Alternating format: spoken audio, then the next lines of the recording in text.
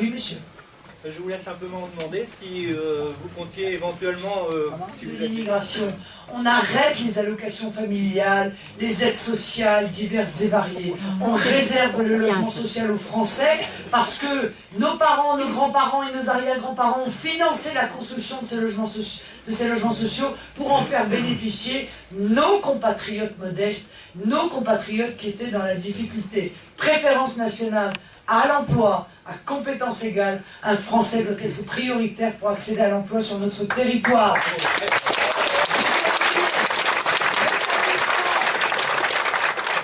Rétablissement de la déchéance de nationalité pour toute nouvelle naturalisation de moins de 10 ans pour ceux qui ont commis des crimes ou des délits graves.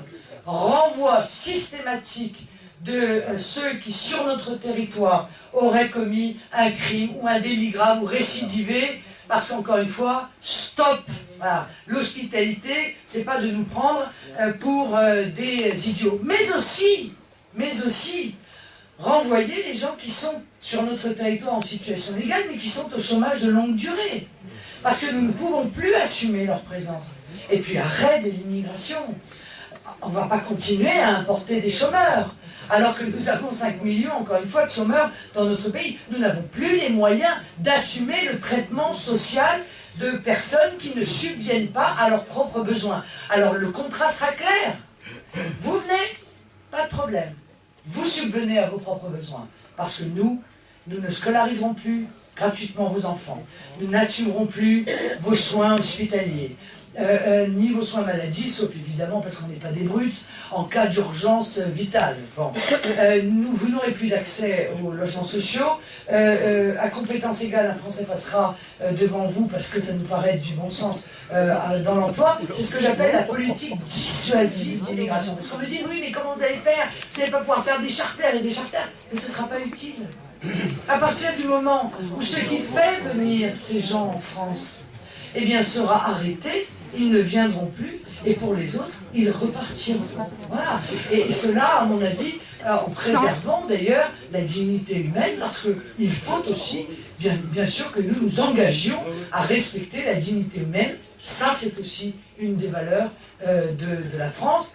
Vous savez, quand je parle de liberté, d'égalité, de fraternité, on me dit « Ah oui, mais les valeurs républicaines ». Les valeurs républicaines, c'est les valeurs de la chrétienté, hein, quand même, sécularisées par les Lumières. Parce que la liberté individuelle, c'est une valeur chrétienne. L'égalité, c'est la méritocratie, c'est une valeur chrétienne. La fraternité, c'est la charité. Et quant à la laïcité, rendez à Dieu ce qu'il y a à Dieu, et à César ce qu'il y a à César. Voilà.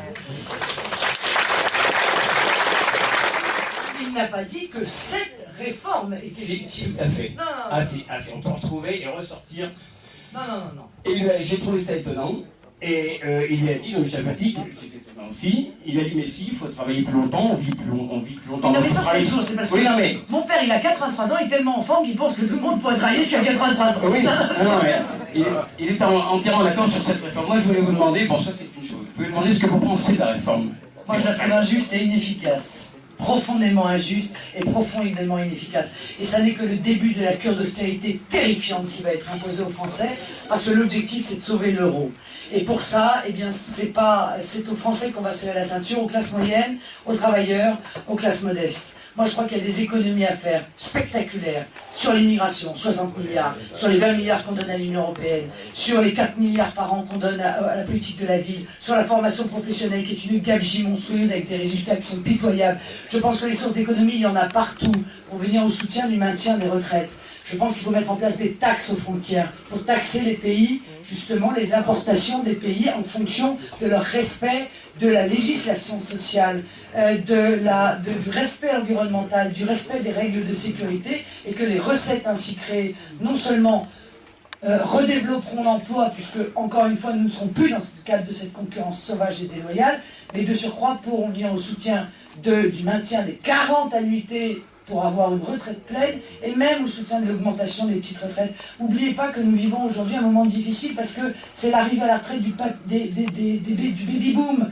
Mais cette situation va se stabiliser d'ici quelques années. La solidarité nationale, l'effort national doit être concentré pour maintenir les retraites. Et les chiffres sur lesquels je travaille avec les experts et les économistes qui travaillent avec nous au Front National et les hauts fonctionnaires, croyez-moi, nous permettent parfaitement de pouvoir mettre en place cela. Maintenant, il faudra aussi rééquilibrer le capital et le travail. C'est vrai qu'il n'y a pas de raison que l'intégralité du financement pèse sur ceux qui travaillent, c'est-à-dire sur le salaire, et que les dividendes, les stock options, la spéculation ne puissent pas être quand même un peu mises à contribution, parce que ce déséquilibre s'est fait dans des proportions qui sont aujourd'hui trop importantes et injustes. Donc moi je suis pour la suppression pure et simple de cette réforme de retraite le jour où on arrivera au pouvoir. C'est le joug du mondialisme et de l'islamisme. Parce que moi je crois qu'à un moment donné, il faut avoir un discours clair.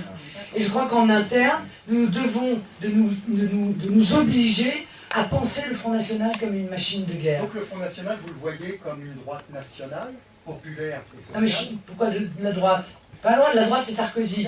La gauche c'est le socialisme non et des nationaux. D'accord, mais plus l'extrême droite alors. Mais non, mais ni l'extrême droite, qui n'a jamais été d'ailleurs, le Front National n'a jamais été d'extrême droite. Quand je dis qu'il faut qu'on fasse une machine de guerre, c'est que je voudrais que chaque adhérent du Front National se rende compte qu'on a du travail à faire. Alors moi j'ai entendu Bruno faire toute une série de promesses que j'aimerais bien d'ailleurs voir, en l'occurrence appliquer des BBR, à nouveau, un journal, à nouveau. Moi j'ai eu le cœur qui a saigné quand le journal du Front National s'est arrêté, mais il s'est arrêté parce que nous avions 9 millions d'euros de dettes. 9 millions d'euros de dettes.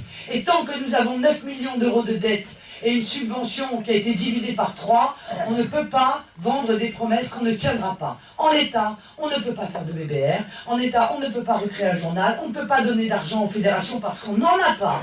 Voilà, on est pauvre. Eh bien, tant mieux. Les Français aussi sont pauvres. On se comprend. Bon, voilà. Mais, malgré le fait qu'on soit pauvre, qu'on n'ait pas de moyens, que les fédérations soient exemples, un petit peu grâce d'ailleurs à M. Le Rachinel et son ami Karl Lang, qui ont bloqué la subvention annuelle du Front National et bloqué les comptes en banque du Front National, malgré que nous soyons pauvres, eh bien je crois qu'on ne meurt pas de manque d'argent. Je pense qu'un parti politique, il meurt de manque d'hommes, de manque de femmes, de manque d'idées, de manque de courage et de manque de persévérance. Nous avons tout ça et nous allons y arriver.